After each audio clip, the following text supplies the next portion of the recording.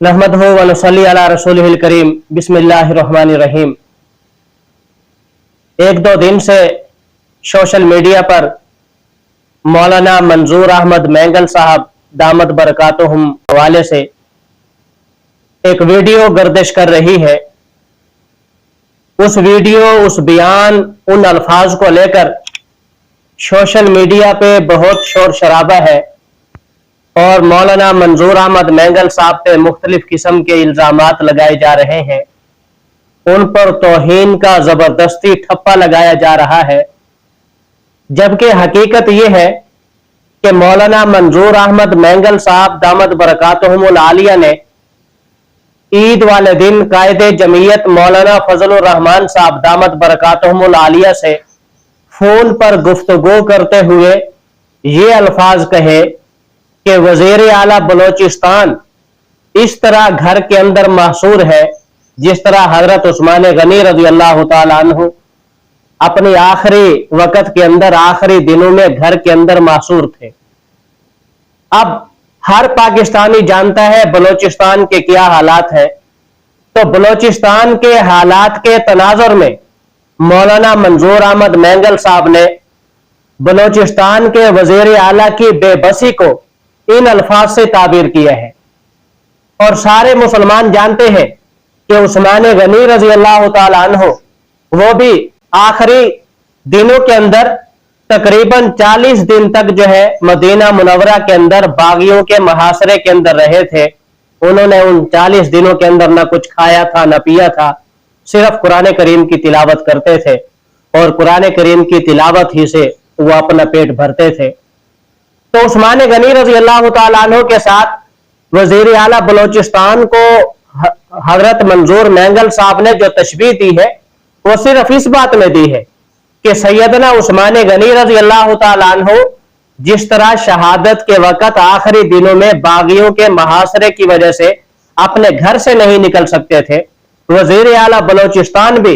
हालात की खराबी की वजह से अपने घर तक महदूद है और घर से बाहर नहीं निकल सकता।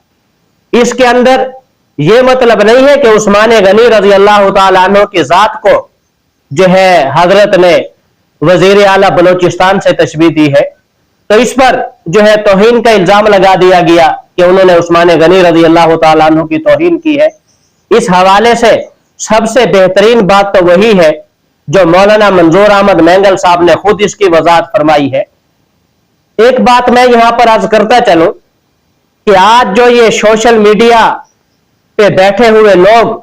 जिनको न दीन का पता है, न दुनिया का पता है, न अखलाकियात का पता है, न शरीयत का पता है, न तहजीब का पता है, ये लोग जो आज रोजाना लोगों के अंदर तौहीन के सर्टिफिकेट बांट रहे हैं,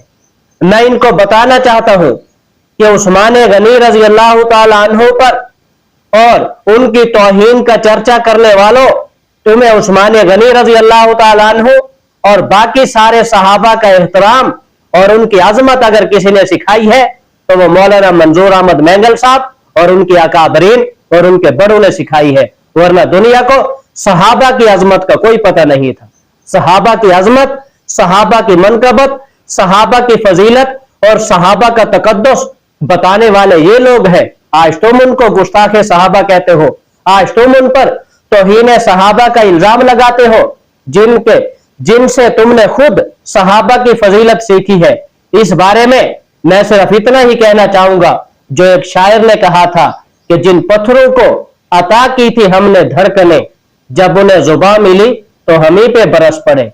मेरे अकाबिर से ही तुम सहाबा के तकद्दुस को सीखकर फिर उन्हीं पर ही तुम सहाबा की तौहीन का इल्जाम लगा रहे हो। और दूसरी बात जो बड़ी बदकिस्मती है, बड़ी अफसोसनाक बात है, वो ये है कि उर्दू अदब के अंदर किसी भी जबान के अंदर इश्तियारात, तशबीहात, मिसालें, ये किसी भी जबान का हुस्न होता है। किसी भी जबान की फसाहत और बलागत के लिए, किसी भी तकरीर की फसाहत और बलागत के लिए, किसी भी तहरीर की खूबसूरती के लिए यह बात जरूरी है कि उसके अंदर मिसालें हो, उसके अंदर तशबीहात हो, उसके अंदर कहावतें हो। लेकिन आज जो माहौल बना दिया गया है तो फिर उलमा